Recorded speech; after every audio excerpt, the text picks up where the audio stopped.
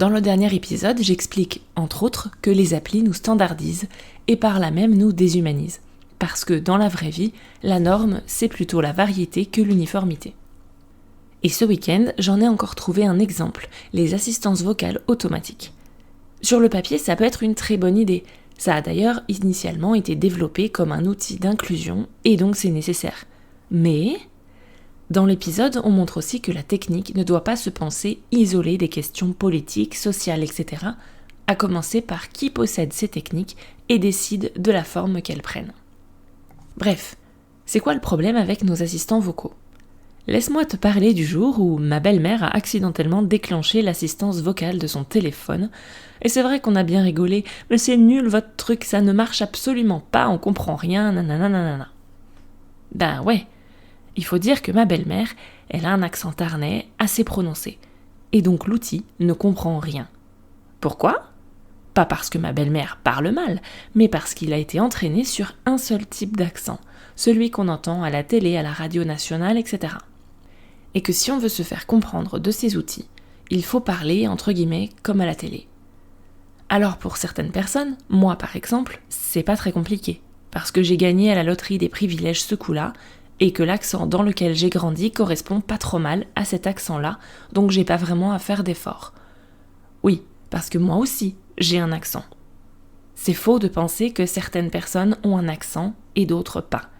J'ai juste un accent différent, auquel on est plus exposé et donc qu'on comprend mieux. Les gens qui parlent à la télé adoptent un accent particulier, mais c'est pas neutre, ils n'arrêtent pas d'avoir un accent. Par contre, on va nous apprendre le contraire. Alors on fait quoi ? Les technosolutionnistes, qui ne pensent qu'en termes de progrès techniques, te diront de faire un effort, de parler normalement. Oui, les guillemets sont très importants dans cette phrase. Parce que ça coûterait trop cher, soi-disant, d'entraîner correctement ces outils. Là encore, on parle en termes de coûts financiers uniquement, et pas de coûts culturels ou autres. Si on veut se servir de ces outils, ou si on n'a pas vraiment le choix, qu'on en a besoin, on va être obligé de gommer les accents plutôt qu'adapter les outils.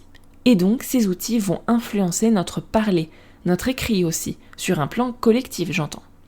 Et c'est pas neutre. En plus, ça met de l'eau au moulin de ceux qui vont nous expliquer qu'il y a un seul bon français. Celui qui, dans notre exemple, est compatible avec les technologies, donc le progrès. Et le progrès, c'est forcément mieux que les accents de la Cambrousse, là.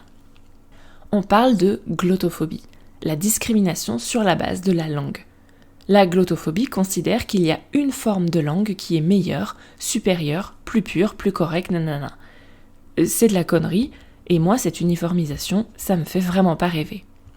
Et d'ailleurs, au passage, c'est pas le seul problème de ces outils. Les logiciels de reconnaissance vocale détectent mieux les voix masculines parce que le corpus, c'est-à-dire l'ensemble des données sur lesquelles ils ont été entraînés, contient plus de voix masculines, parce qu'ils sont plus nombreux à parler à la télé, dans les films, etc.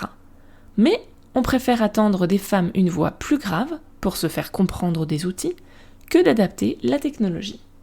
Et si tu veux continuer la réflexion, je te donne rendez-vous dans l'épisode 41 du Mycélium.